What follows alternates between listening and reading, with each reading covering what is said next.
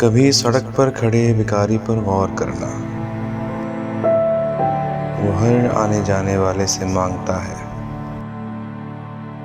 کوئی اسے جھڑک دیتا ہے تو کوئی معاف کرو کہہ کر آگے نکل جاتا ہے،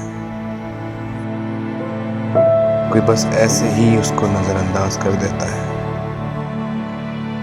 بس چند ہی ہوتے ہیں جو کچھ سکے اس کی جھولی میں ڈال دیتے ہیں۔ وہ روز لوگوں کے ہاتھوں ذلیل ہوتا ہے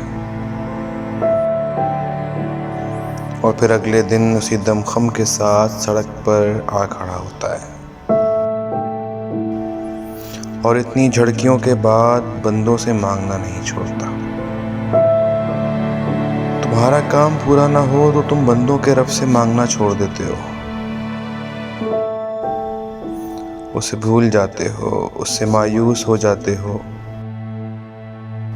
یہ بھول جاتے ہو کہ وہ دیتا ہے، ضرور دیتا ہے، مگر اپنے انداز میں اور اپنی مرضی سے، اپنی حیثیت کے مطابق،